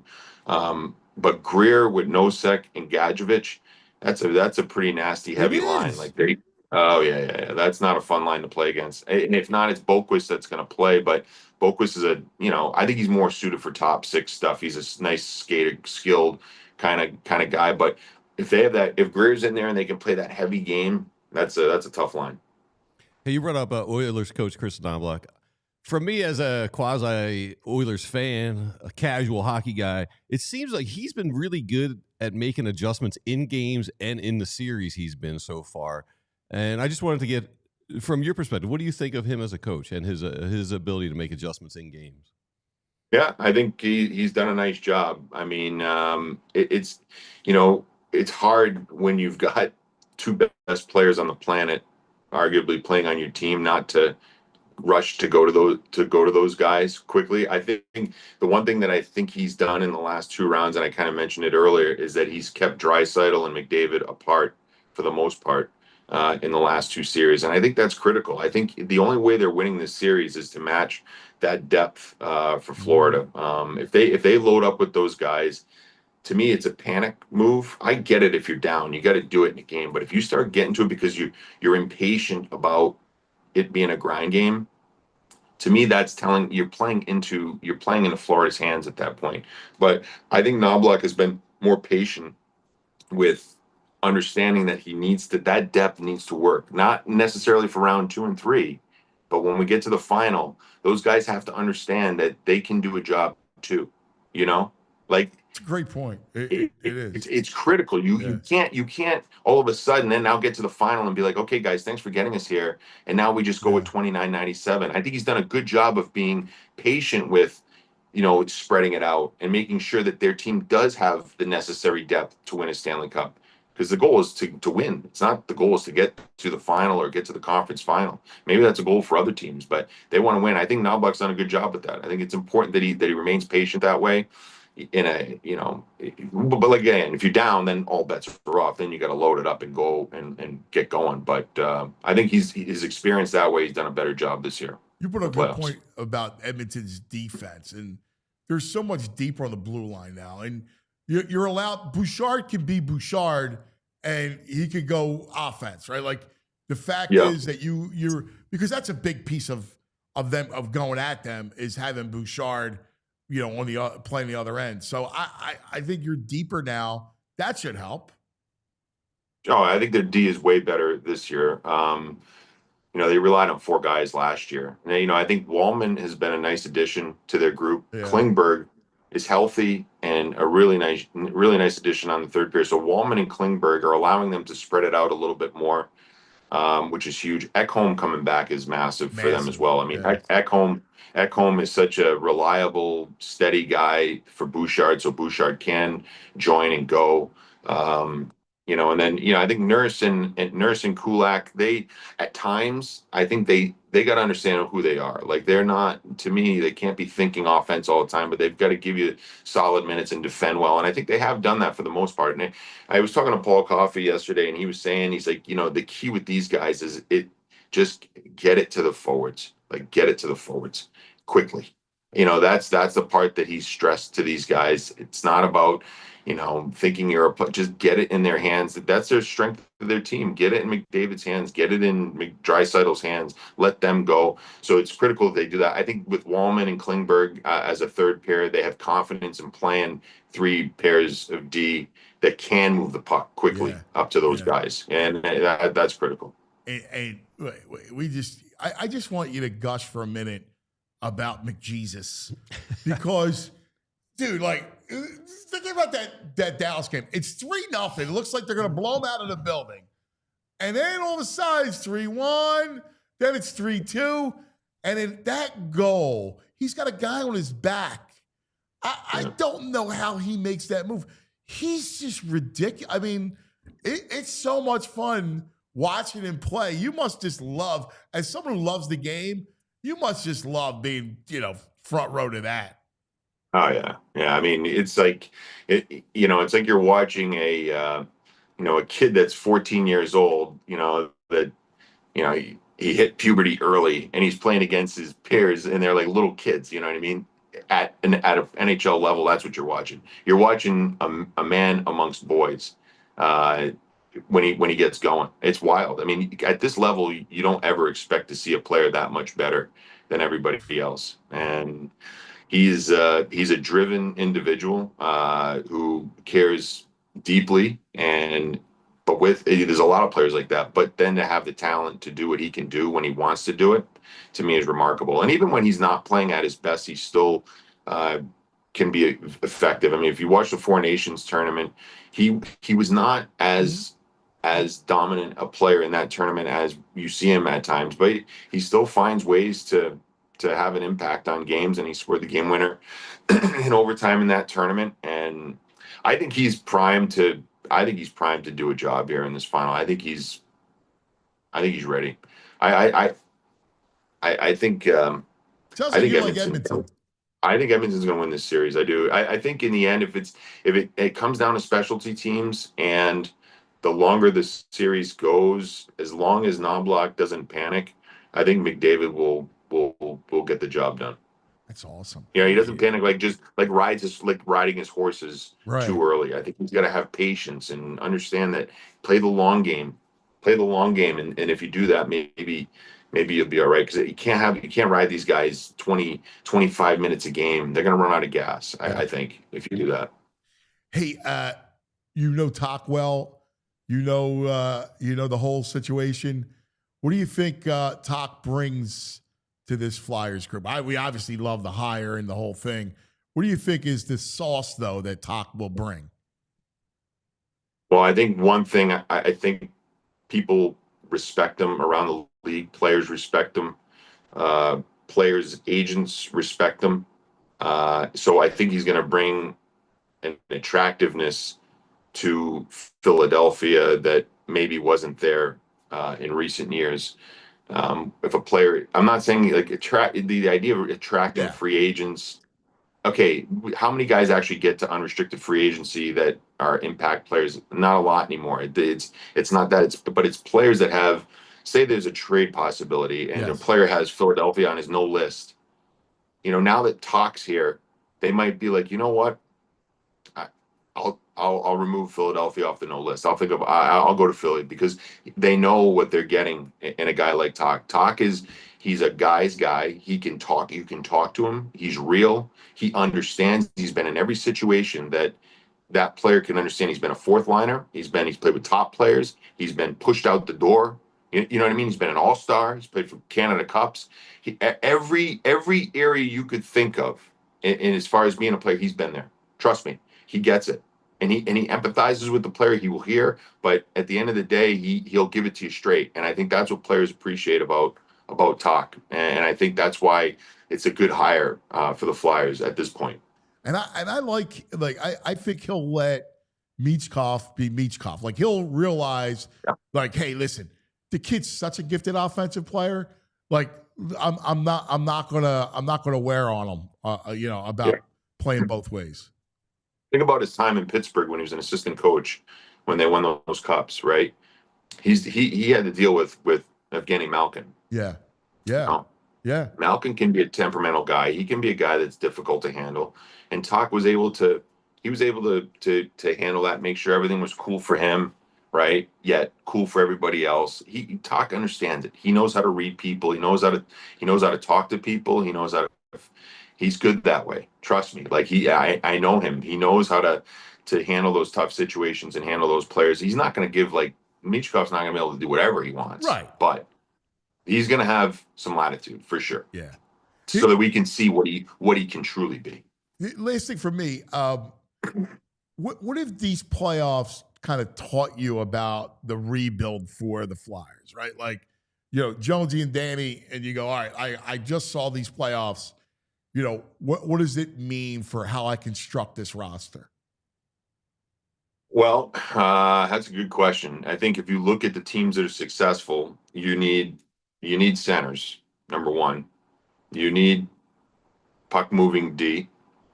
You don't necessarily need a stud goalie, but you need goaltending that is solid enough to get you through. But you've got to have players that embrace a style of game that is hard to play, and sometimes it's not translatable to regular season hockey. There's a different game that takes place in the regular season at times versus the playoffs. And if you look at Florida's roster, like a guy like Sam Bennett, for example, he's what, a 50-point guy probably in the regular season, but in the playoffs, he probably averages a point per game. He's probably close to a point per game average in the playoffs. He raises his level of play because the style that he plays plays into the way he likes to play. Whereas in the regular season, it doesn't always translate. So I think you have to be understanding that there are certain players that can get you to the playoffs, and then there's certain players that you need to have in the playoffs.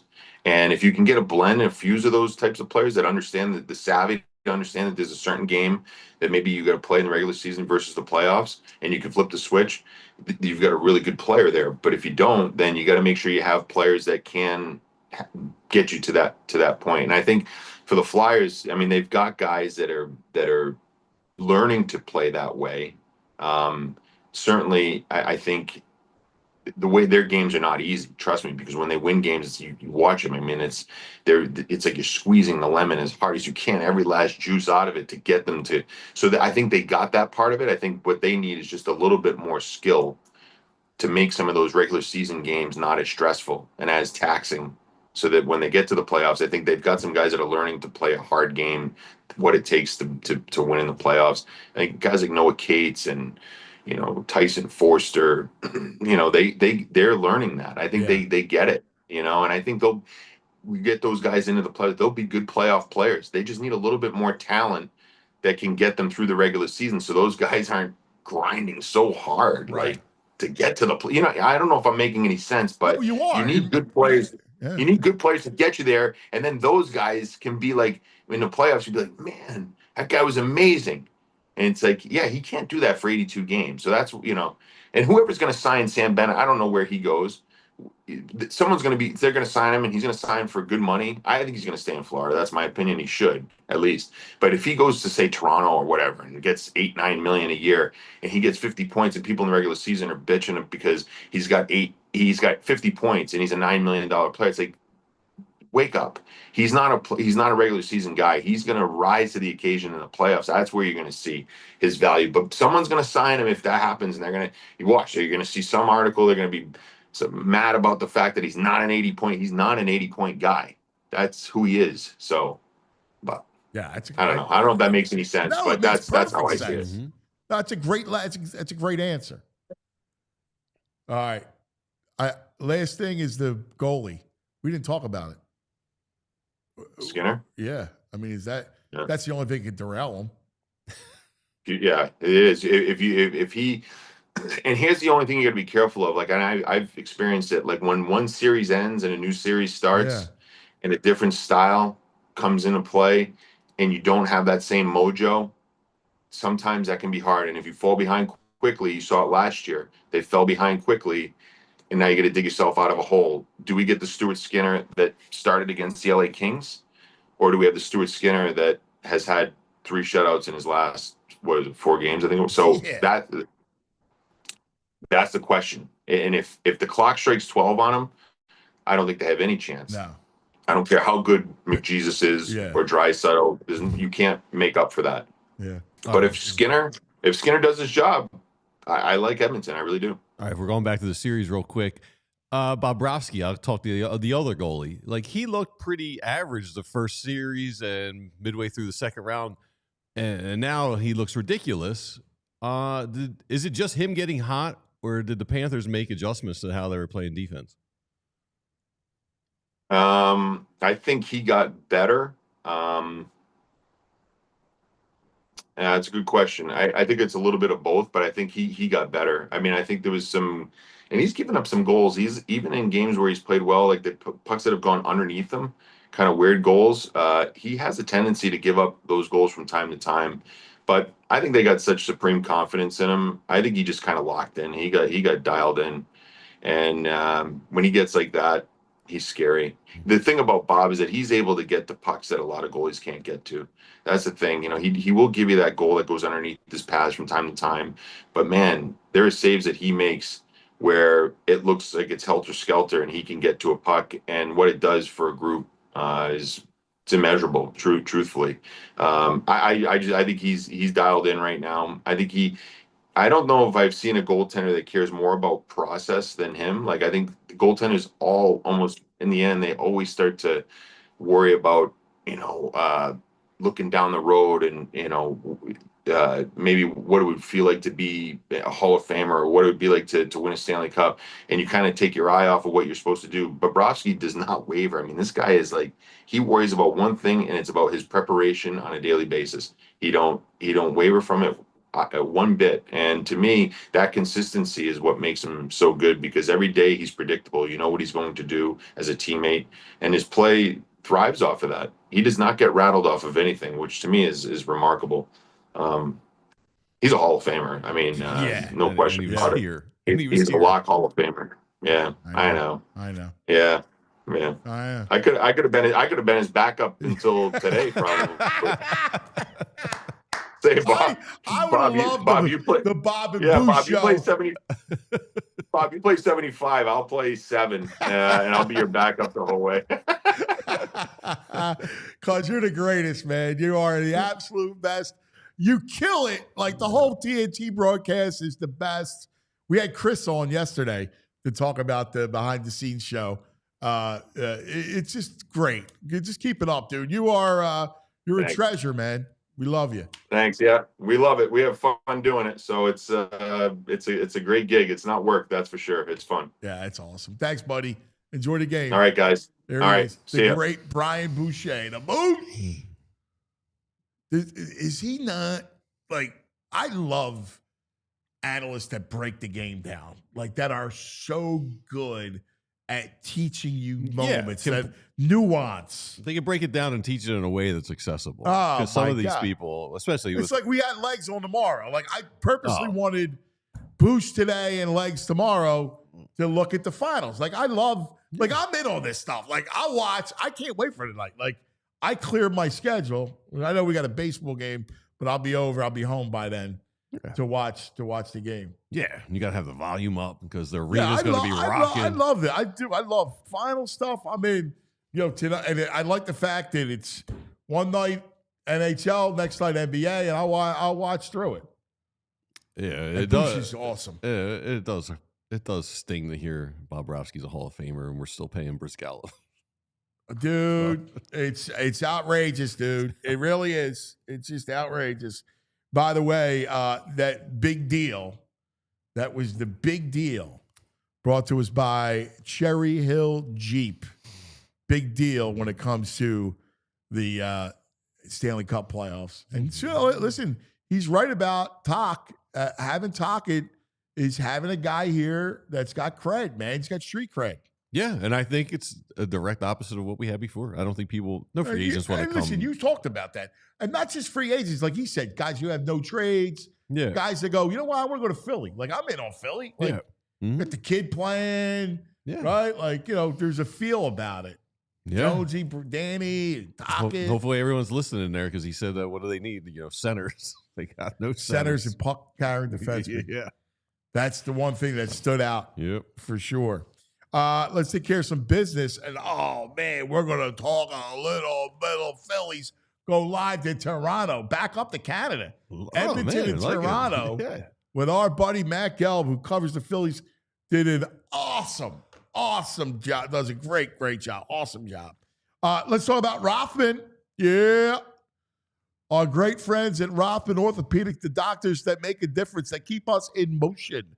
We've all been there trying to push through injury, nagging pain, and it just doesn't get any better, which is why we trust Rothman Orthopedics, all right? Whether it's running, golfing, playing ball with the kids, Rothman's experts specialize in treating all types of musculoskeletal issues. Their focus on high-quality, compassionate care will have you feeling better and back to doing what you love to do. So if pain is slowing you down, time to take action. Head over to rothmanortho.com/PHLY. Schedule your appointment today. Rothman Orthopedics. Your mobility is their mission. Year after year, Rothman consistently performs among the highest volumes of hip, knee, shoulder, and ankle replacements in the country. That's over 60,000, all right?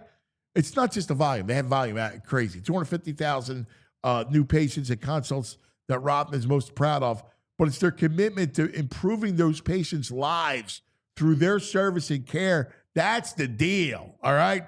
For more than 50 years, Rothman's participated in thousands of groundbreaking research, clinical trials, the goal of advancing knowledge, developing treatments, and improving outcomes for the benefit of their patients. For more information, just visit RothmanOrtho.com/PHLY. RothmanOrtho.com/PHLY. All right, time now for a little Parks Casino check-in. We all want to know what's going on at Parks Casino this summer. Tons of stuff. Right? All kinds of stuff. So, starting at the Excite Center, the fabulous venue inside Parks Casino. I mean, you can't beat it. It's got all the great acts. Here you go. You ready? Kansas will be there because I know you're a big fan. All right? Yeah, do it. Kansas, September 9th. Carry on your wayward son.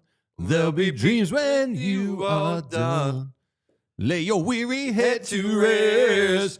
Don't you cry no more. There you go. Kansas. October the 4th. Just announced comedian Hannah Berner. I got my own little bed. I like it. Hannah Berner, musical bed. Headline. She's a great comedian. She's on September 19th. Joey Diaz, August 23rd. Tickets on sale now for... in fact, Taj Mahal Keb Mo's coming up. I woke up this morning. Was that Friday? Yeah, them Statesboro Blues. June 6th. Statesboro, Georgia, that is. Yeah. Yeah, Friday. July 3rd, Gary Clark Jr. Here come old flat top. He come grooving up slowly. July 12th, comedian Mark Norman. September 6th, UB40. Red wine. Australian Pink Floyd, September 20th. Ticking away the moments that make up the dull day. Here you go. November 15th, Bill Murray and his Blood Brothers. That's right, Bill Murray. A night of old-time blues and rock and roll. You can't beat it. Check out parkscasino.com. Don't forget dinner and drinks before the show. Liberty Bell Gastro, Pub and Beer Garden, Parks Grill Steakhouse, Bamboo Noodle House, Chickies and Pete's. Tickets for all shows. Parks Casino. Parks Casino. This is how you win. You got to be 21. If you have a gambling problem, call 1-800-GAMBLER. All right. Now, let us go north, where our buddy Matt Gelb, we love catching up with Matt because he is terrific. He's a great baseball man, great baseball writer. Good morning, Matt. Morning. I'm in Canada, and I was listening to Boucher, and I'm trying to figure out, my goal here has been trying to figure out, is the rest of Canada actually rooting for Edmonton to win the Cup? And so far, I've ascertained that no, people in Toronto don't really want the Edmonton Oilers to win the Stanley Cup. Wow. They want to be the ones that do it, probably. I don't blame them. I mean, I would feel the same way. You want your city, especially how good Toronto was. And, you know, they took this Florida team to 7. I don't know that I would be happy if Edmonton won because I want to win. I mean, that makes sense, Matt, no? I don't know. Don't you just want they should want Lord Stanley's Cup to come home, right? Doesn't it belong in Canada? I don't know. I think I would be selfish as a city. Yeah, if it was like us and the Cowboys were the ones, I would not want the Cowboys to win it. Like if it's for America. Yeah. Right? You're going to root Dallas? I don't know. I don't know. I mean, would you, Matt? I don't know. I mean, I think it's different just because there's only 6 Canadian teams, right? And so it's 6, I think, right? I'm not the biggest hockey guy, so but yeah, I don't know. It's an interesting one, but Edmonton and Florida, I just love that that's the both finals. I mean, I'm more of an NBA guy, so I am excited for the OKC Indiana final, even though no one seems to be interested. I think it's going to be good basketball, but I love that the 4 cities in the finals are Edmonton, Sunrise, Indianapolis, and Oklahoma City. Yeah, dude, I'm with it. I'm looking forward to it. I think that's going to be a great series too. I mean, obviously I like OKC, but I mean, Indiana is deep, and the whole series is going to be on, can you stop SGA? Can you slow them down a little bit? Because that's the one matchup that they're going to have to answer to. I'm just enjoying TJ McConnell in the finals. That's all. A student of the process, yes. Let's talk baseball. Let's talk fightings. The kid pitches tonight. We get to see Abel after that incredible start. How you feeling about him right now? I mean, I think it speaks to the depth that they've made that they need another guy and they can bring him up. I mean, they kind of were throwing a few loops here. I mean, Zach Wheeler was supposed to pitch this week here in Toronto, but now his wife is due any day now, so he's still at home. So they have to rearrange the rotation. It's like, okay, well, We want to move Taijuan Walker to the bullpen still. Well, we can still do all of these things because we like the depth that we have, and Mick Abel has pitched his way into the picture here. And so, yeah, I mean, the first start was unbelievable, about as good of a debut as we've seen with the Phillies. I mean, really, if you think about it. So, yeah, a little bit of a tougher test tonight. Toronto's been swinging the bats pretty well before last night. And Christopher Sanchez, I thought, pitched a really solid 6 innings, even without his best stuff. So, bigger test for Abel. And I'm really curious to see how he comes through it. I mean, he's going to get 2 starts at least here. He'll get Toronto tonight, and then he'll probably get one at home against the Cubs next week. And then they'll see where Aaron Nola is by then. Nola should be on a minor league rehab assignment sometime early next week. So we'll see. But I mean, the fact that they can go to Abel when they need a spot start, 1, 2, or 3 starts here, that's great. It's a huge development. I mean, he's earned it. He's earned a chance to pitch in the majors. Yeah. What do you like about it? Let's analyze who he is, right? Because, listen, you see a lot of kids have a great debut, and, anytime a hitter hasn't seen a kid, like, it'll mess with you sometimes. He showed good stuff. How would you break him down? I think it was the conviction, right? I mean, because this is a guy who in the past has struggled with walks, has struggled commanding the baseball, has struggled when, something doesn't go his way necessarily. And it seems to derail his outings. That's what people said, who watched him at AAA, watched him in the minors, like, stuff jumps out at you. He's always had great stuff, but didn't necessarily have the composure or the ability to go through a lineup 3 times, right? The sequencing, maybe playing the game. I think that's the biggest thing they've done with Mick Abel is like, play the game. Don't think about that pitch that you just threw that you didn't like or it didn't do the thing that you wanted it to, or you're upset about the result. Play the game, make the next pitch. And I think in his debut, that's exactly what they saw. And I think what they were encouraged by is that he went back to AAA after that debut. He pitched 2 decent starts. They weren't great. They weren't off the charts great, but they were solid, right? And he threw more strikes. He put up zeros. And that can be an interesting test for a guy, right? Because you're on this cloud 9. You make your major league debut, you throw this incredible start, and then you go back, and it's like, okay, well, now what? And he did just fine at AAA when he went back. So I think really what they've been impressed the most by is not the stuff. I think they know and it's there, just the composure and the fact that he can throw strikes like they envisioned he would when they drafted him in the first round in 2020. So that's really how he's taking the next step, and that's why he's earned these chances. Well, and the beauty is, I mean, this is, you brought it up. It's a great test for you. You got, that lineup is kind of woken up a little bit. Dalton Varsho will give you trouble from the other side, so you're going to face a lefty with some pop. So and obviously Vlad and Bichette, they're swinging the bat well. So it'll be interesting. Last night it was vintage Phillies, man. First inning jump all over poor Bowden Francis. He had no shot last night. And it's so fitting. I mean, like, Bryce's home run was essentially a footnote of the game, right? I mean, like, Trey Turner had a bigger night, Alec Bowman 4 hits. They had a bunch of guys who got hits, but just Harper's presence, it just feels like, I'm not stating anything real deep here. This isn't deep analysis. Like, Bryce Harper is kind of important, and like, it's not just the at-bats that he takes that are important. It's his presence there. I mean, he makes it harder on the other team. He makes it harder on the other pitchers. When Trey Turner is batting and Bryce Harper's standing there behind him, the other pitcher feels like he's probably going to make a perfect pitch or a really good pitch to Trey Turner to try to get him out. And Turner gets a nice 2-strike pitch, hits it deep to right, gets a 2-run homer. And then, all of a sudden Bryce is sitting there at 0-2 count. And, Bowden Francis tries to throw him a splitter and he hangs it. And Bryce he crushes a mistake pitch. And what stuck out to me about that first inning wasn't that they scored the 6 runs, is that every ball that they hit was hit hard. Yeah, I mean, these weren't cheapies. Yeah. They were really making strong contact. They were taking advantage of a pitcher who was leaving the ball up in the zone. They took the mistakes. They did what they were supposed to do with them. And then the rest of the game was, there was no drama. It was just like a really good palate cleanser for them because the weekend was not good. It was a disappointing weekend. And, Harper comes back, and they didn't win the game all because Bryce Harper was back, but it just felt like a different energy. And numerous guys were saying that. And how could it not, right? You're so spot on. We were talking about it on Monday because over the weekend, they felt a little weird, a little sleepy, right? Without him. But we had a debate last week about who's the most indispensable Philly. So obviously your rotation is so deep. As great as Wheeler is, you have depth. So it comes down to Bryce and Schwarber, right? Because without Schwarber in the lineup, you don't have power. Like, you lose your greatest power source. So we were kind of talking maybe with Schwarber, but man, Bryce is the soul, man. You take Bryce out, and everybody, you just felt a little off over the weekend. And that's the other thing that stuck out about last night is that Schwarber went 0 for 5 with 3 strikeouts. He didn't do anything in that game. Yep. And they put up 6 in the first. They end up scoring 8. They cruised to a win. And they didn't, so many times this year they've needed Schwarber to carry them. Like, he has been their entire offense at times this season. And here was a game where they didn't need him and they won handily. And I think that was a good sign for them moving forward. So I'm so happy to get you because I'm curious about how you view the back end, of the bullpen and what your answers are, right? Like, we all know that they need to go out and acquire someone. What is it? Like, who do you get? Like, how much do you give up? Is there someone you have that incredible pitching rotate, the depth in the rotation?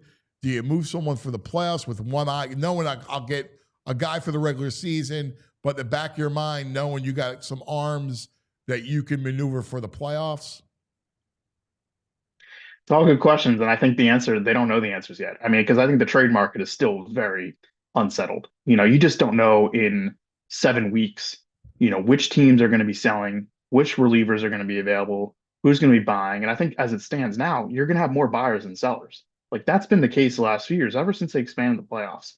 Like, you've just got a bunch of teams in the middle there that in years past would have been like, okay, yeah, we're going to sell off, a couple of these pieces.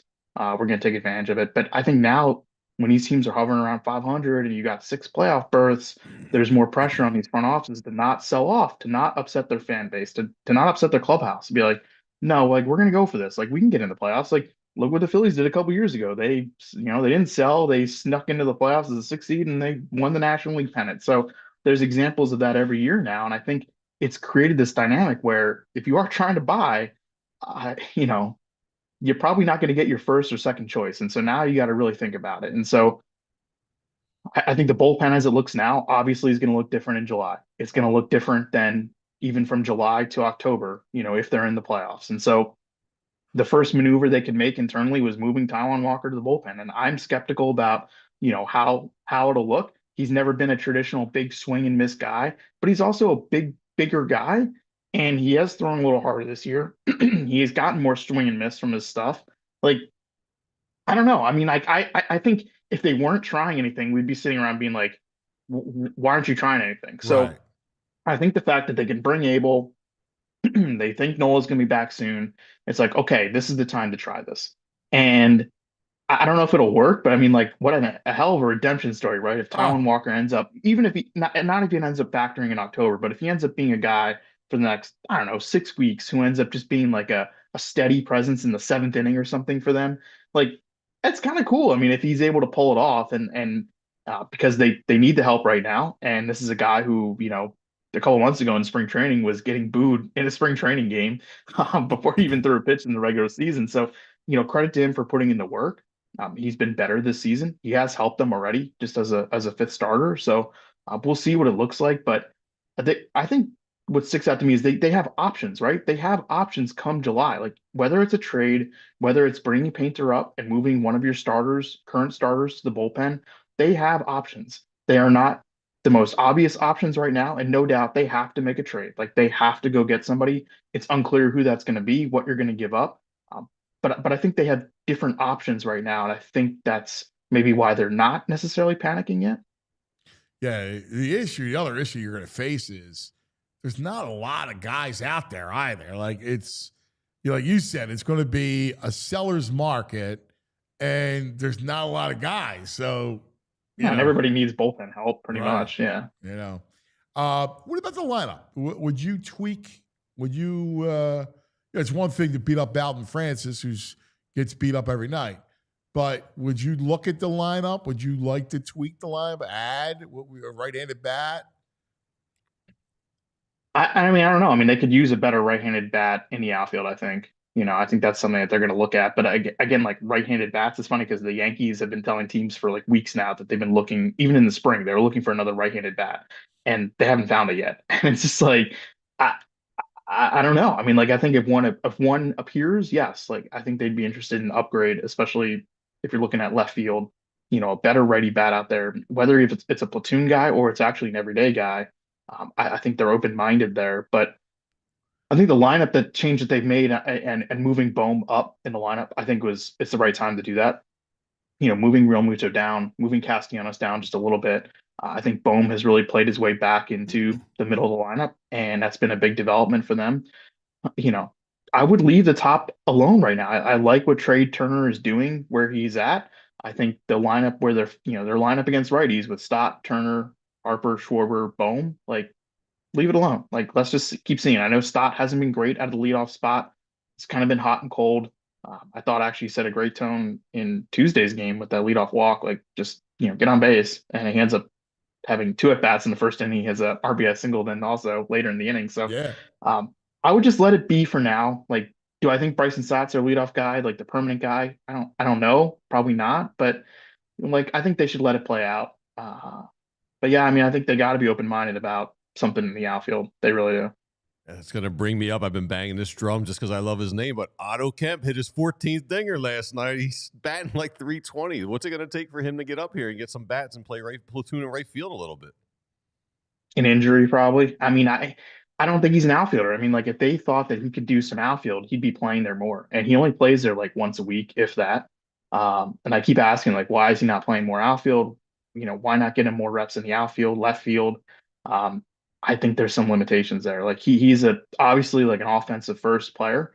I think his best position is probably first base, maybe third base. Like I think there's some real concerns about the defense, and you live with that, right? If he's like if he's an all-world hitter, there's been a lot of swing and miss at AAA. Like I think he's a good bench player. Like I think that's what he projects as. And right now, like the path to getting him at bats isn't real clear. Like I think we'll know. Like if he starts playing a little more left field, like 3-4 times a week at AAA, well, that'll be the best hint that we get that okay, like they're thinking about bringing this guy.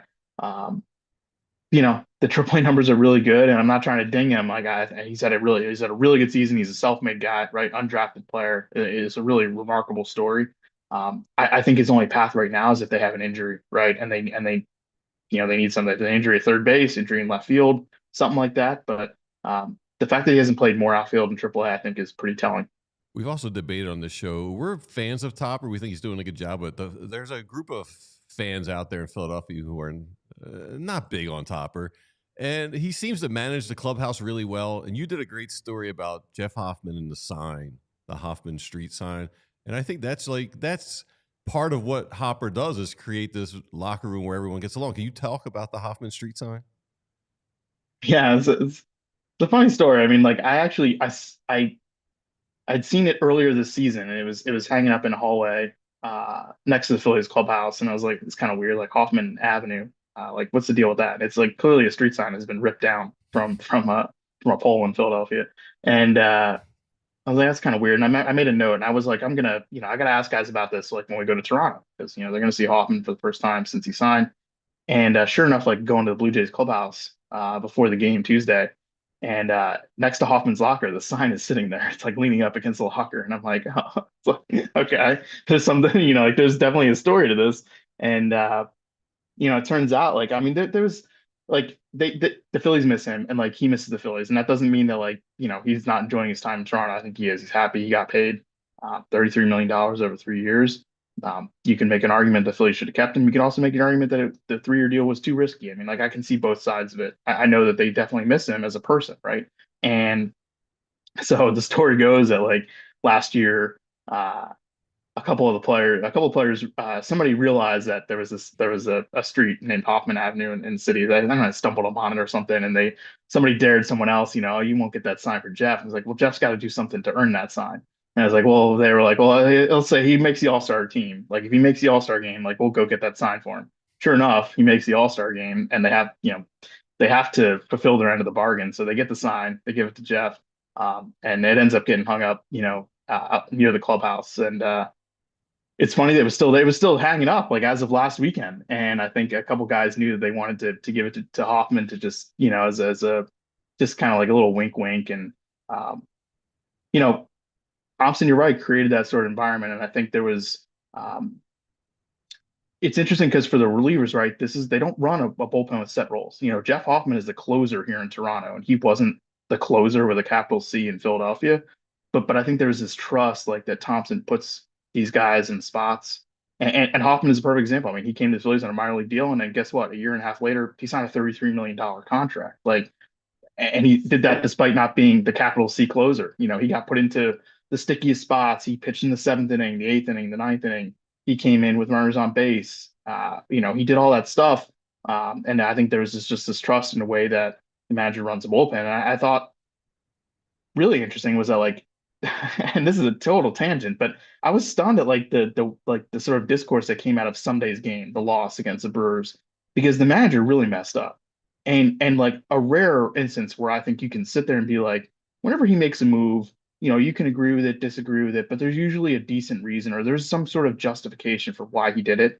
There was no justification for him not pinch hitting for Weston Wilson in the 6th inning of that game.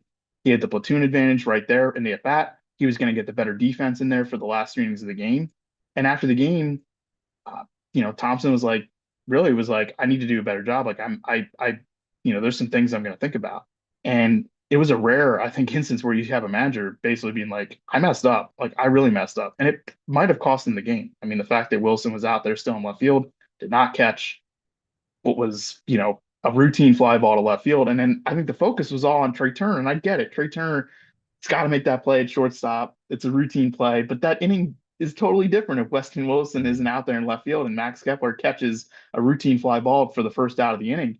I was just surprised because like people like to beat up on the manager, right? And this was a very, very easy spot to beat up on the manager, and there was none of that. I was really surprised by that. Yeah. It's a great point. Great point. So what's on tap for Toronto? You love being in Toronto? It's one of my favorite cities. Me too.